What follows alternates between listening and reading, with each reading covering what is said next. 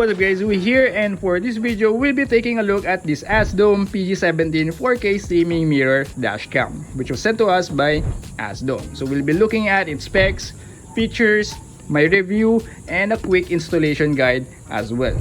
So let's start with unboxing this PG17 mirror dashcam. So what you get in the package is, of course, your 12-inch IPS touchscreen mirror dashcam. So it has its lens right here at the back. You could adjust that. And of course, aside from the mirror dashcam, we have our rear camera. So this one is a 1080p camera.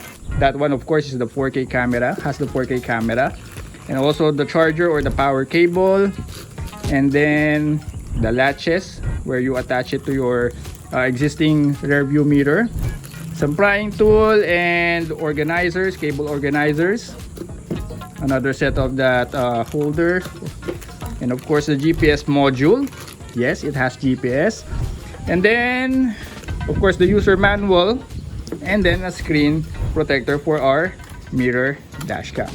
So, yep, that's what you get if you buy a PG17 dashcam. And before I forget, SD card is already included as well. So 64 gig SD card is already included with the dashcam.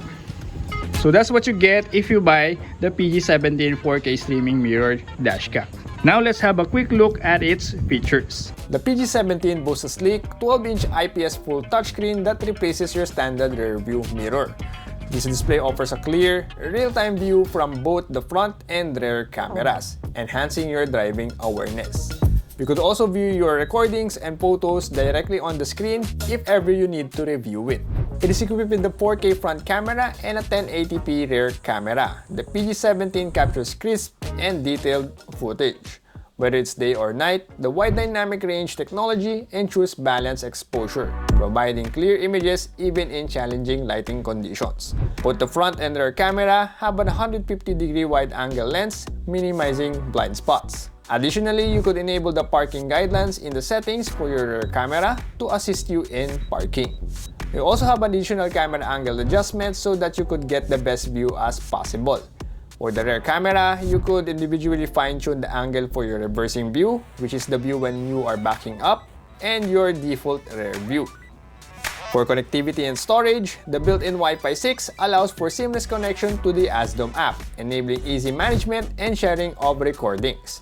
A 64 gig micro SD card is already included, and the device supports up to 256 GB, ensuring ample storage for your journeys. It also has loop recording feature that ensures continuous recording by overwriting old footage, while the G sensor detects collisions and locks the current video to prevent it from being overwritten, safeguarding critical evidence or footage like when a collision occurred. Hands-free operation is made possible with smart voice control, allowing you to start or stop recordings and take photos without distraction. Show front camera. Front camera display.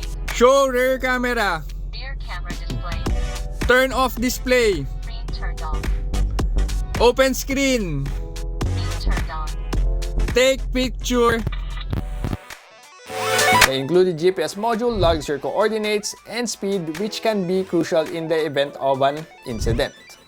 Additionally, it also has a 24-hour parking monitoring if paired up with the hardwire kit, which is sold separately. It has two features, first which is collision detection, which records upon impact, and second, a time-lapse recording for continuous surveillance. The Azdome PG17 4K streaming mirror dashcam with GPS has a price tag of 5,299 pesos. Now for my initial review of the Azdome PG17 4K mirror dashcam. The video quality is good, especially for the front camera. You could clearly read plate numbers or any text with similar size from a decent distance during the day. For the rear camera, you could clearly read plate numbers at a shorter distance during both night and day. There's just a notable glare from the headlight of distant vehicles, but that gets reduced as it gets near, and the surrounding is still clearer or much visible compared to a regular rear view mirror. Just don't mount your rear camera too low to prevent too much glare from the headlight of the vehicle behind you. Additionally, the rear camera indeed provides a better rear view compared to the traditional rear view mirrors, may it be during the day or night. It provides a much larger and better view of the rear as there will be no passengers, cargo, or interior trims blocking or limiting your view. This is great for vehicles with a small rear windshield like this 2014 Mitsubishi Montero Sport, or those who have pickup trucks who always carry huge cargo at the back or has a canopy like my overlanding rig right here. Its GPS function is pretty accurate, displaying almost the exact coordinates of your location as well as the current speed. I also like the additional camera angle adjustment to fine-tune the angle that you want. In addition to that, as mentioned earlier, you could have different angles for your reversing camera and your default rear view so that you don't have to point the actual rear camera downwards for your parking assist. You could also immediately review your recordings on screen so you don't have to open the app and connect to the dashcam, which I also like. It also came with a prying or talking tool, an anti-glare film, and a few wire organizers, which is a great addition in having a better experience and easier and cleaner install of the wirings. The real-time display on the Azdome PG17 is impressively responsive.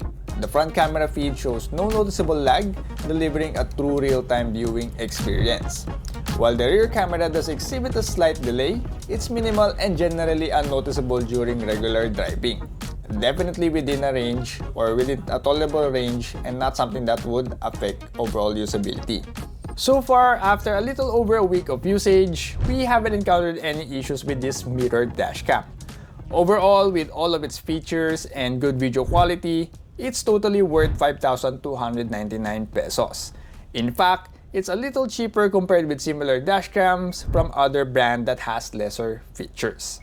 So if you're looking for this dashcam, if you want to get this dashcam or buy this dashcam, I'll be providing a link down in the description. And don't forget to use the discount code AZDOPG17 to have 240 pesos off on your purchase. And now for a quick installation guide. First, install the anti-glare film, then attach one end of these rubber bands to the hooks on the back of the dashcam, and then attach your mirror dashcam to the existing rear view mirror. After that, connect the cables to the dashcam and tuck them underneath the headliner and interior trims or panels. For the power cable, I route it underneath the A-pillar from the headliner and then underneath the dashboard towards the 12 volts outlet. For the GPS module, it goes underneath the A-pillar as well, but comes out at the end of the A-pillar on top of the dash. And lastly, for the rear camera cable, it goes through the headliner and on top of the door weather strips, B-pillar trim, and rear quarter panel towards the tailgate. From there, the cable goes to this rubber boot where we use a cable tie to thread the cable through that rubber boot. So we routed the wire underneath this panel. So basically just pry off those panels and then on this one as well. And then the camera, this end of the camera or the wire will be coming out from here, from the plate light. So that's how we route the wiring for the rear camera. And of course, don't forget to attach the rear camera. Then tap the red wire to the wire going to your reverse light using a wire splice connector like this one. And that's pretty much it on the specs, features, review, and installation guide of the Azdome PG17 4K dashcam. So if you want to buy this dashcam, I'll be providing a Shopee link down in the description.